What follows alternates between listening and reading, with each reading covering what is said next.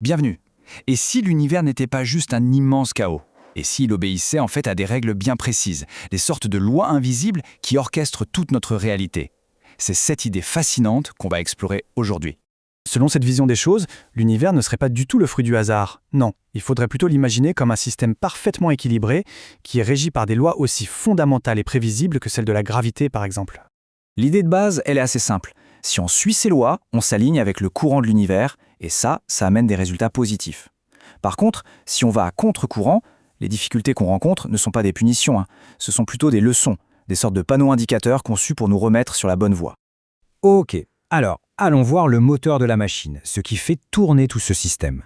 Il s'agit des lois du karma et de la réincarnation, qui sont complètement liées l'une à l'autre.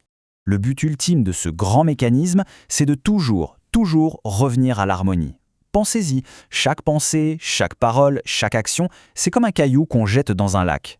Le karma, c'est simplement l'onde de choc qui finit toujours par revenir à son point de départ. C'est inévitable.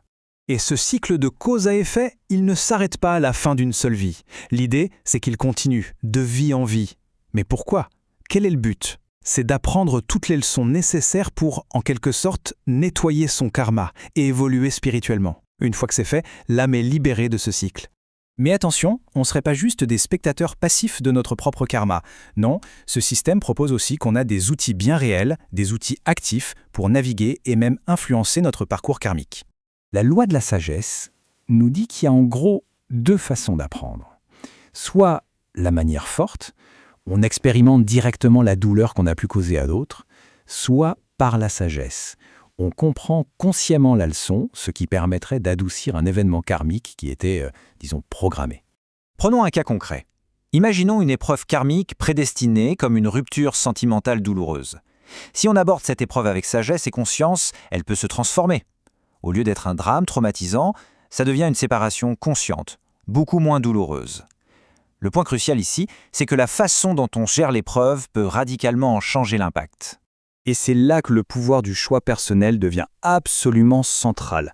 Même si certains événements semblent tracés d'avance, le libre arbitre opère à plusieurs niveaux. D'abord, notre façon de vivre peut adoucir le karma à venir. Ensuite, on peut choisir de se détacher de la négativité. Et surtout, on a toujours le choix de notre réaction, quelle que soit la situation. Bon, si la sagesse peut influencer notre karma, qu'en est-il de notre esprit? Là, on passe à un niveau encore supérieur. On découvre une idée encore plus puissante. Notre esprit ne serait pas juste un observateur de la réalité, il en serait l'architecte principal. Tout part de ce qu'on appelle la loi de l'unité. C'est l'idée qu'à un niveau très profond, nous sommes tous connectés, tous partis d'un même grand tout.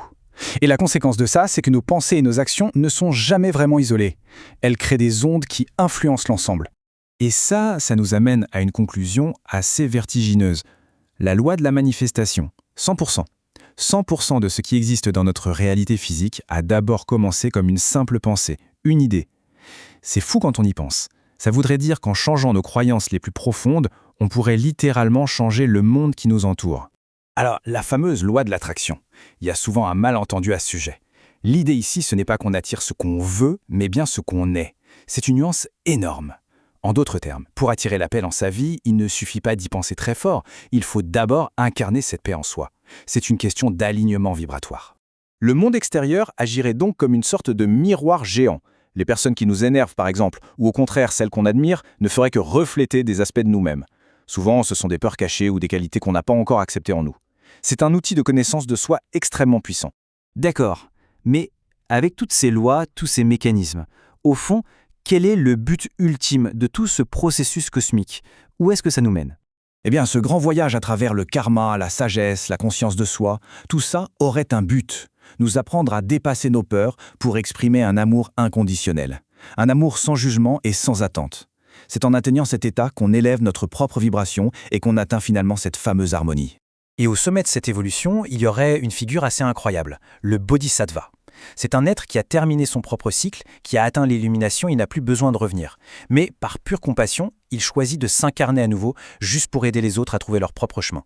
Parce qu'il comprend que la vraie libération, elle est collective.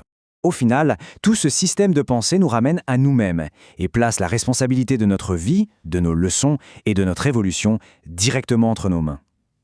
Qu'on y adhère ou pas, ça soulève une question vertigineuse.